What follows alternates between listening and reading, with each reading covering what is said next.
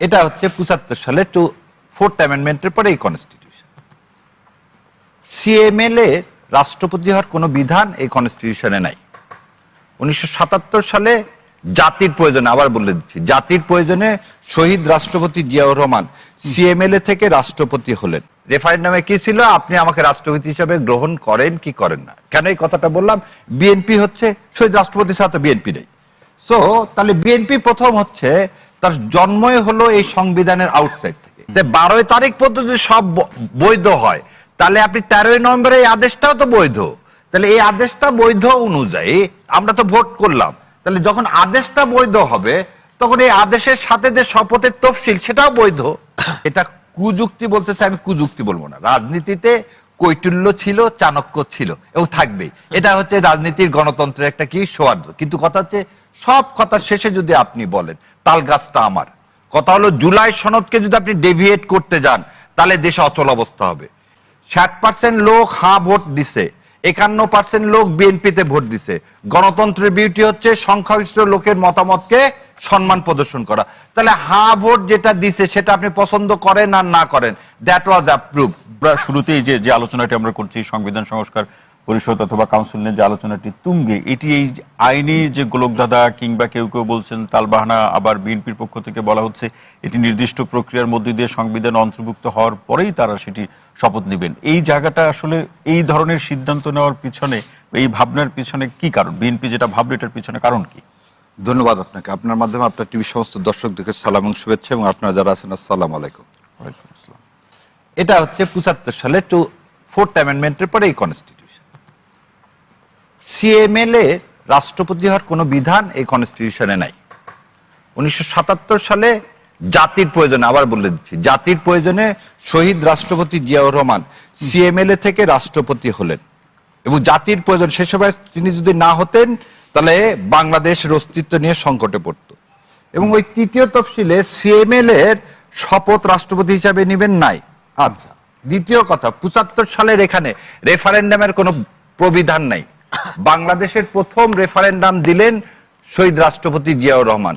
রেফারেন্ডামে কি ছিল? আপনি আমাকে রাষ্ট্রপতি হিসাবে গ্রহণ করেন কি করেন না। কেন এই কথাটা বললাম? বিএনপি হচ্ছে শহীদ রাষ্ট্রপতির সাথে বিএনপি নেই। সো তাহলে বিএনপি প্রথম হচ্ছে তার জন্মই হলো এই সংবিধানের আউটসাইড থেকে। এবার আছে দ্বিতীয় জায়গায় আমি একটা ক্লিপ দেখাবো। এই ক্লিপটা দেখানোর পরে আমি আপনার এই সাইফ আলিয়ার সাথে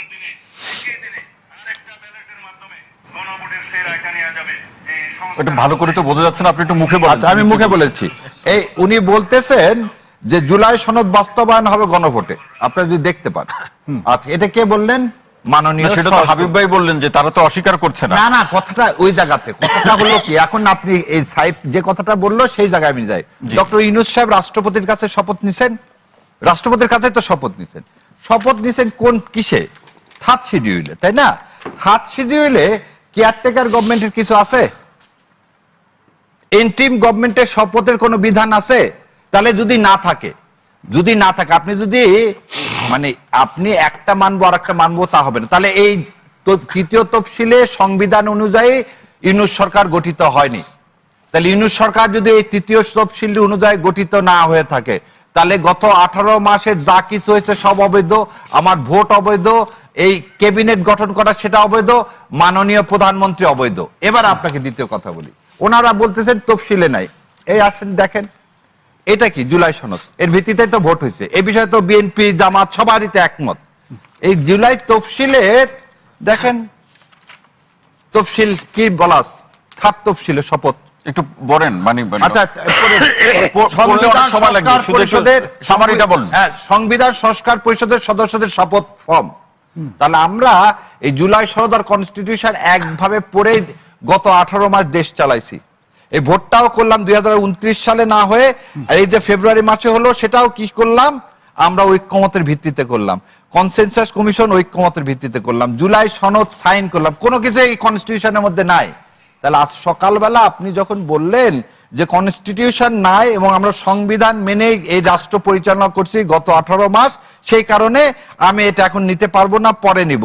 তো এই কথাটা আপনি এই গণভোট হওয়ার আগে তো শিডিউল দিল কবে? আর শিডিউল না, তার আগে একটা জিনিস দেখেন, এই আপনার একটা কথা বললে তো এটা দিছে কবে? 13ই নভেম্বর। 13ই নভেম্বর এত রিট হলো, তাহলে আপনি 13ই নভেম্বর এটাকে নিয়ে চ্যালেঞ্জ করলেন না কেন যে এইটার আন্ডারে গণভোট হয় না? বরং কি হলো আমি আপনাকে বলে দিচ্ছি। আমাদের এক আইনজীবী একটা রিট ফাইল করলো যে ইলেকশন হবে না, ইলেকশন অবৈধ, সেই রিট খারিজ করে দিল। সেকেন্ডলি, ইলেকশন কমিশনের সব ক্ষমতা, ইলেকশন কমিশন আপনাকে আগের দিন চিঠি দিয়ে 2 শপথ নেওয়ার কথা বললেন। আপনি সকালবেলা কেন বললেন আমি একটা নিব আর একটা নিব না? এই চিঠি দেখেন 16ই ফেব্রুয়ারি, সেটা আমরা দেখেছি গণমাধ্যমে। দুইটা শপথের কথাই তো বলা আছে। তাহলে আগের দিন আপনি বলতেন আপনি শপথ অনুষ্ঠান। এবার আরো একটা জিনিস, উনি শপথ না নিলে কি হবে? যখন আমরা বলি হাসিনা ফেরত আসলো কি গেল না, তাতে কি হবে? আচ্ছা, শপথ না নিলে কি হবে এটা আমরা পরে আলোচনা করব। ঠিক আছে। এই সংবিধান সংস্কার পরিষদ নিয়ে যে দূরত্ব তৈরি হয়েছে সেটাকে ইগনোর করে বা পাশ কাটিয়ে জনগণ এবং রাষ্ট্রের কল্যাণে বা স্বার্থে কাজ করার ক্ষেত্রে সহযোগিতা কতটুকু পাবে আপনাদের কাছ থেকে, এই প্রশ্ন কিন্তু সাধারণ মানুষের মধ্যে আছে। আমরা ঐক্যবদ্ধ বাংলাদেশ জোট, জামাত, এনসিপি সহ আমাদের যে 11টি রাজনৈতিক দল আছে, আমরা কিন্তু সেই মাইন্ডসেট নিয়ে আছি যে আসলে আমরা একটা হেলদি পার্লামেন্ট এবার আমরা উপহার দিতে চাই। জি। এবং সেই জায়গা থেকে শুধুমাত্র প্রত্যেকটা বিষয়ে বিরোধিতা করাটাই আসলে আমাদের এবারে কাজ না, বরঞ্চ আমরা শ্যাডো গভর্নমেন্টের মতো এরকম মন্ত্রিসভা গঠন করার কথা বলছি এই কারণেই যে আসলে আমরা চাই যে একটা হেলদি প্র্যাকটিস থাকুক। তাদের যেই মন্ত্রিসভা গঠন হয়েছে, মানে শ্যাডো মন্ত্রিসভা চাচ্ছেন যে সরকারকে চাপে রাখা। ডেফিনেটলি ধরেন একজন যিনি অর্থমন্ত্রী হয়েছেন, আমাদের থেকে যিনি অর্থমন্ত্রী, সে তার কাজের সমালোচনা করবে, ভালো দিকগুলো তুলে ধরবে, একটা হেলদি একটা প্র্যাকটিস থাকবে। কিন্তু প্রথম দিনেই আসলে বিএনপি যে কাজটা করলো সেই কাজ থেকে তো আসলে আমরা তো তাদেরকে হেল্প করতে চাচ্ছি বা তাদেরকে সহযোগিতা করার ওই জায়গাটা রাখতে চাচ্ছি, কিন্তু তারা ডে ওয়ানেই যেই জুলাইয়ের বিপরীতে একটা কাজ করে ফেললো এবং এই সংবিধান সংস্কার পরিষদে যে শপথ নিলেন না এবং সরাসরি গণরায়ের বিপক্ষে তাদের অবস্থান দেখিয়ে দিলেন। তো সেই জায়গা থেকে আসলে মানে আমরা তো না চাইতেই তারা আসলে সেই সুযোগটা বা সেই পরিস্থিতি তৈরি করে দিচ্ছে যেন আমরা মানে বিএনপির পক্ষ থেকে সাইফ মুস্তাফিজ যে ব্যাখ্যাটা তুলে ধরা হয়েছে যে এটা আগে সংবিধানে অন্তর্ভুক্ত হোক, তারপরে একটা তাহলে আমি বলতে চাই যে এই বর্তমানে যে সংসদ আছে এটা তো একটা অবৈধ সংসদ। সালাউদ্দিন সাহেবের যে কুযুক্তি, তিনি তো কুযুক্তি দেওয়াতে পারদর্শী একজন ব্যক্তি, তো সেই জায়গা থেকে তো বর্তমান পার্লামেন্টটাই তো আসলে বৈধ না। শেখ হাসিনাকে ফিরে আনেন আপনারা, 2029 সালে ইলেকশন হবে, এখন পর্যন্ত যা যা কার্যক্রম হয়েছে, ঐক্যমত্য কমিশন, ইউনূসের গভর্নমেন্ট, সবকিছু অবৈধ, এই পার্লামেন্টও অবৈধ যদি এটা না মানা হয়। হ্যাঁ, ডেফিনেটলি সেটাই বলছেন সাইফ মুস্তাফিজ, অসংখ্য ধন্যবাদ। এই গণরায়ের ভিত্তিতেই তো আসলে এবারকার নির্বাচনটা হয়েছে। শাহরিয়ার কবির, কি দাঁড়াতে পারে সংসদ বসলে এই প্রসঙ্গ নিয়ে, আইনের শাসনের প্রসঙ্গ নিয়ে? আওয়ামী লীগের যেটি হাবিব ভাই বলছিলেন তার প্রেক্ষাপটে সাইফ মুস্তাফিজ বলছিলেন, এবং আমরা গণমাধ্যমে দেখছি বিভিন্ন জায়গাতে তালা খুলে দিচ্ছেন কেউ কেউ, আবার সমালোচনার প্রেক্ষাপটে দু এক জায়গায় বন্ধও করে দেওয়া হয়েছে। এগুলো কিসের ইঙ্গিত? আচ্ছা, প্রথমেই হাবিব ভাই যে কথা বলছে, আবার কিন্তু পার্সোনাল স্ট্যান্ডিং তাই কি মামলাবাজি করা যাবে না। আমি এমনও দেখতেছি যে অজ্ঞাতনামা আছে হাজার হাজার, সে অজ্ঞাতনামা হাজার হাজারে আমি এমনও পরিবার পাইছি যারা জামাতে ইসলাম এবং বিএনপিকে সমর্থন করে, তাদেরকে তুলে নিয়ে গেছে। সো সেখানে স্পেসিফিক যার বিরুদ্ধে এলিগেশন থাকবে ভাই, তাকে নিয়ে যাবেন এবং তার বিচার করা হবে। দ্বিতীয় কথা যে সুযোগ পেয়ে আওয়ামী লীগ সুযোগ সন্ধানেও ঢুকতে চাবেই।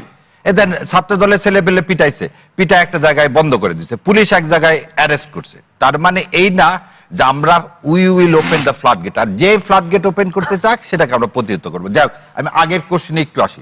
আমার বড় ভাই, 2জন সিনিয়র সাংবাদিক আছেন, মাসুদ কামাল ভাই এবং সাইদ ভাই, 2জনের একটা কথাই দেখেন। মাসুদ ভাই বলতেছে কি যে কিছু সবই এই মানে ইন্টারিম গভর্নমেন্ট প্রভিশন তো কনস্টিটিউশনে নাই, এই কথাটাই আমি বলতে চাইছিলাম। আপনি কিছু মানবেন না তা না। আর সাইদ ভাই যেটা বলতেছে 12ই ফেব্রুয়ারি পর্যন্ত সব বৈধ। আমি বারবার বলতেছি এই আদেশটা হচ্ছে 13ই নভেম্বরের, 12 তারিখ পর্যন্ত যদি সব বৈধ হয় তাহলে আপনি 13ই নভেম্বরে এই আদেশটাও তো বৈধ। তাহলে এই আদেশটা বৈধ অনুযায়ী আমরা তো ভোট করলাম, তাহলে যখন আদেশটা বৈধ হবে তখন এই আদেশের সাথে যে শপথের তফসিল সেটাও বৈধ। আমার প্রশ্নটা আমি আবার সাইদ ভাইকে পরিষ্কার করে দিলাম।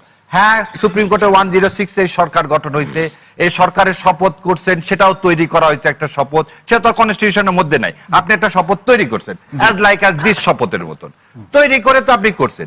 সেখানে আজকে সবচেয়ে বড় একটা জিনিস কি, বিএনপি কিন্তু একবারও বলতেছে না যে ওনারা করবেন না, মাইন্ডেড। এই জায়গাতে কিন্তু একটা যেটা জামাত ইসলামের সম্মানিত আমিন বলছেন যে ওনারা করবেন, কেমন করে করবেন আমরা সেটা দেখতে চাই। ওনারা যেভাবে করবেন করলেই হলো। প্রথম কথাটা কি, করলেই হলো। জুলাই সনদের বাইরে যে, আমি আপনাকে যেটাই বলি, বিএনপি বা জামাত বলেন, এনসিপি বলেন, সবাই জুলাইয়ের শক্তি। না, এখানে আমার একটা প্রশ্ন আছে শাহরিয়ার ভাই, আপনার আলোচনা এই যে মানা এবং সেটাকে বাস্তবায়ন করার যে প্রক্রিয়াতে, এটা তো বিএনপি একভাবে বাস্তবায়ন করবে, জামাত না না না না, সেই সুযোগ নাই। মানে আমি সেটাই বলছি যে সেই সুযোগ নাই। বিএনপি এটাকে মেনে, আমরা আলোচনার প্রেক্ষাপটে বলছি, বিএনপি এটা মানলো এবং তারা ওত নিল এবং সেটা বাস্তবায়ন করলো। সেই জায়গাতে আপনারা যদি আবার বলেন এটা বিএনপির মতো করে মানলো, তখন আমরা এটা মানি না, এই প্রশ্ন আসবে না, এই প্রশ্ন আসবে না। কেন আসবে না আপনাকে বলি। এখানে বলা আছে কি, কোরামের প্রশ্ন দেওয়া আছে 60 জন, এবং কোরামে নিয়ে এটা আলোচনা হবে, 180 দিনের মধ্যে বাস্তবায়ন হবে। দ্বিতীয় কথাটা হচ্ছে যে, যেটা কুযুক্তি বলতেছে, আমি কুযুক্তি বলবো না। রাজনীতিতে কৈটুল্য ছিল, চাণক্য ছিল এবং থাকবেই। এটা হচ্ছে রাজনীতির গণতন্ত্রের একটা কি সৌহার্দ্য। কিন্তু কথা হচ্ছে, সব কথা শেষে যদি আপনি বলেন তাল গাছটা আমার, কথা হলো জুলাই সনদকে যদি আপনি ডেভিয়েট করতে যান, তাহলে দেশে অচল অবস্থা হবে। এই জায়গাতে যাওয়া যাবে না। আমাদেরকে ধারণ করে, জুলাইকে ধারণ করে, যেমন আমি আজকে বলি, আজকে সকালবেলা আপনারা দেখছেন কিনা, জনাব তারেক রহমান যখন স্মৃতিসৌধে গেছে, তিনি কিন্তু খালি 71 নিয়ে বলেননি। উনি বলছেন 71 থেকে 24 পর্যন্ত যত শহীদ হয়েছে, তার মানে মধ্যে কি, নূর হোসেন থেকে শুরু করে আর ডক্টর মিলন থেকে শুরু করে সবাইকে উনি ধারণ করতেছেন, তাই না? তাহলে আমরা যদি সবাইকে ধারণ করি, তাহলে জুলাইকে ধারণ করতে হবে। আমরা হচ্ছে প্রথমে নেগেটিভ দিকে যাব না। প্রথম কথা, তর্কের খাতিরে তর্ক না, জুলাই সনদ বাস্তবায়ন করতে হবে। এবং দ্বিতীয় একটা জিনিস বলি, আপনার যেটা ভাই বললেন, 51% লোকের মতামত, আপনি 60% লোকের মতামতকে অবজ্ঞা করতে পারবেন?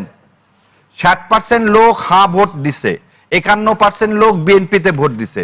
গণতন্ত্রের বিউটি হচ্ছে সংখ্যাগরিষ্ঠ লোকের মতামতকে সম্মান প্রদর্শন করা। তাহলে হ্যাঁ ভোট যেটা দিছে সেটা আপনি পছন্দ করেন আর না করেন, দ্যাট ওয়াজ অ্যাপ্রুভ। সেকেন্ডলি, আমি একটু আগে যে উদাহরণ দিছি, রাষ্ট্রপতি, শহীদ রাষ্ট্রপতি জিয়াউর রহমান, আমাদের যে রেফারেন্ডাম, না, কিন্তু হ্যাবট নিয়ে জামাতের কোন নেতা বিএনপিকে একেবারে সন্দেহের লেন্স থেকে দেখে। আমি বলতেছি না, আমরা একটা মানুষ হিসাবে আগে এদেশের সবার প্রথমে বাংলাদেশ। আমার কথা এখানে, আমি কিন্তু একটা জিনিস বলি যে জামাত বিএনপি, যেমন আমি একটা জিনিস বলি যে, প্রথম ভাই একটু আগে একটু কথা হচ্ছে, তখন বলি 5টার দিকে আমি প্রথম বলছিলাম আমির জামাতকে যে, এই ভোট নিয়ে একটা পক্ষ চাবে যে ভোট নিয়ে, ভোটের যে ইঞ্জিনিয়ারিং হয়েছে এই বিষয়ে কোনো সন্দেহ নাই, কিন্তু কথা হলো এই সব নিয়ে চাবে আমরা রাস্তায় নামি। এটা করলে দেশ শেষ। ভোটকে মেনে নিতে হবে। এটা কেমন হলো? ইঞ্জিনিয়ারিং হয়েছে, কোনো সন্দেহ নাই। বলতেছি আপনাকে, বলেন। কারণ জুলাই সনদ সবার আগে। আপনি যদি আজকে যেমন সাইফের এলাকার কথা বলি, আমি এরকম বহু এলাকার 57টা এলাকার কথা আমি জানি, যেখানে 5টা পর্যন্ত একদম ঠিক আছে, টিভিতে পর্যন্ত ঘোষণা হয়েছে ঢাকা 7-এর ইয়াকে ডিক্লার ঘোষণা করছে, তারপর কিন্তু ফল উল্টায় গেছে। কিন্তু কথা হলো যে, এই জিনিসগুলোকে আজকে নিয়ে আসলে বিভেদ বাড়বে। আমাদের কথা হলো এই জিনিসগুলো একটা শ্রেণী চায় যে ভোটের এই জিনিসগুলো আমরা নিয়ে আসি, তাহলে জুলাই সনদকেও যেন তারা বলে জুলাই সনদের এই হ্যাঁ ভোটটাও রিগিং করে হয়েছে। এই জায়গায় যাওয়াই যাবে না, কারণ জুলাই সনদে হ্যাঁ 60% যে ভোট দিছে সেটাকে সম্মান করেন, জুলাই সনদকে বাস্তবায়ন করেন, সবাই তো মেনে নিছে। আপনার একটা কথা কি, জামাত বলেন, এনসিপি বলেন, সবাই তো মেনে নিছে ভাই। আর আইনি পথ তো আছে যে আপিল করার। আপনার যদি কোনো প্রবলেম হয়, আপনি নির্বাচনে আপিল করবেন, কিন্তু আপনি মেনে নিয়ে সংসদে গেছেন, শপথ নিয়ে নিছেন। এখন আর ভোটের ওই কথাটা আপিল ছাড়া আর খোলা মঞ্চে আপনি বলেন না, বরং আপনি কিসের জোর দেন যে 51% লোক 60% লোকের ভোটকে সম্মান করবে, করে জুলাই সনদ বাস্তবায়ন করবে। সে যেভাবে হোক 180 দিনের মধ্যে জুলাই সনদ বাস্তবায়ন চাই। আর 180 দিনের মধ্যে যদি জুলাই সনদ বাস্তবায়ন না করেন, কনসিকুয়েন্সটা উইল বি সেভার, যেটা এই দেশ বিয়ার করতে পারবে না। এটা খেলে আমাদের জন্য না। আমি এটা ভাইদেরকেও বলবো, এই দেশের এর পরের লাইনটা কি, এর পরের লাইনটা যদি আমাদের মধ্যে যদি আবার রাস্তায় নামেন, আবার একটা ম্যাসাকার হয়, দেশে কিচ্ছু নাই। তলাবিহীন ঝুড়ি যদি 71-কে বলে থাকেন, তাহলে এখন ঝুড়িই নাই। 71 সালে তো বলছে বাস্কেটলেস, আর আজকে বাস্কেটই নাই, বটমলেস। বটম মানে বটম, তা তো বাস্কেট একটা থাকে, তা বটম নাই, আর আজকে বাস্কেটই নাই।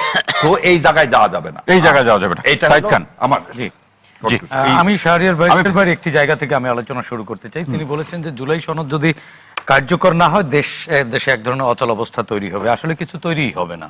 কারণটা কি, জুলাই সনদ বাস্তবায়ন করতে হলে তো আগে সংবিধান সংস্কার করতে হবে। সংবিধান সংস্কারের জন্য তো পার্লামেন্টে সেশন বসলে, এটি বিএনপি তো বলেছে যে জুলাই সনদ বাস্তবায়ন করব, দেখেই তো স্বাক্ষর করেছি, সুতরাং এর জন্য আলাদা ওত নেওয়ার কোনো প্রয়োজন নেই। আরেকটি কথা বলেছেন শাহরিয়ার ভাই যে 57টি এলাকায় ইলেকশন ইঞ্জিনিয়ারিং হয়েছে, সেটি আজকে কেন বলছেন?